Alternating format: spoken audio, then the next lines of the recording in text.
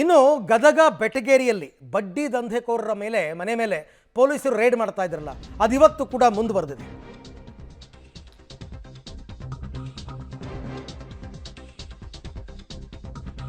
ಗದಗ ಬೆಟಗೇರಿಯ ಬಡ್ಡಿ ದಂಧೆಕೋರನ ಮನೆ ಮೇಲೆ ಮುಂದುವರೆದಿದೆ ಪೊಲೀಸ್ ದಾಳಿ.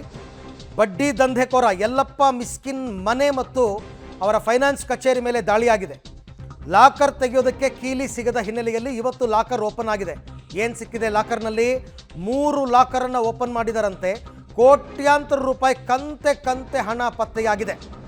500, 200 ರೂಪಾಯಿ ಮುಖಬೆಲೆಯ ಗರಿ ನೋಟು. ನೋಡಿ ಇಲ್ಲಿ ಫೋಟೋ ನೋಡಿ ಗೊತ್ತಾಗುತ್ತೆ. ಇವೆಲ್ಲ ಯಾವ ದುಡ್ಡು?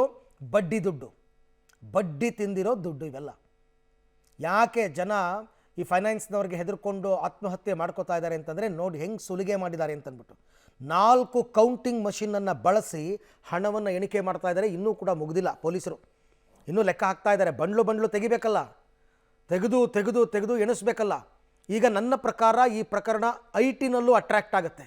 ಆದಾಯ ತೆರಿಗೆ, ಇವರು ಆದಾಯ ತೆರಿಗೆಯನ್ನು ಕಟ್ಟಿರ್ತಾರಾ ಇಲ್ವಾ ಅಥವಾ ವಂಚನೆ ಮಾಡಿದಾರಾ, ಅದು ಕೂಡ ಅಟ್ರ್ಯಾಕ್ಟ್ ಆಗುತ್ತೆ. ಜೊತೆಗೆ ಪೊಲೀಸರು ಕೂಡ ಇವಾಗ ಬಡ್ಡಿ ದಂಧೆಕೋರರ ಮನೆ ಮೇಲೆ ದಾಳಿಯನ್ನು ಮುಂದುವರಿಸಿದ್ದಾರೆ. ಯಲ್ಲಪ್ಪ ಮಿಸ್ಕಿನ್ ಅಂತ, ಇದು ಆ ಭಾಗದಲ್ಲಿ ತುಂಬ ದೊಡ್ಡ ಹೆಸರಂತೆ ಬಡ್ಡಿಗೆ ದುಡ್ಡು ಕೊಡೋದ್ರಲ್ಲಿ. ಹೇಳಿದ ಟೈಮಿಗೆ ಕೊಡಲಿಲ್ಲ ಅಂತಂದರೆ ಬಡ್ಡಿಗೆ ಬಡ್ಡಿ, ಚಕ್ರ ಬಡ್ಡಿ, ಸುಸ್ತಿ ಬಡ್ಡಿ ಅಂತೆ. ಗಂಟೆ ಲೆಕ್ಕದಲ್ಲಿ ತಗೋತಾರಂತೆ ಬಡ್ಡಿನ. 2 ಅವರ್ ಆದ್ರೆ ಇಷ್ಟು, 4 ಅವರ್ ಆದ್ರೆ ಇಷ್ಟು ಅಂತಂದ್ಬಿಟ್ಟು. ಅದೇ ದುಡ್ಡು ನೀವೀಗ ನೋಡ್ತಿರೋದು.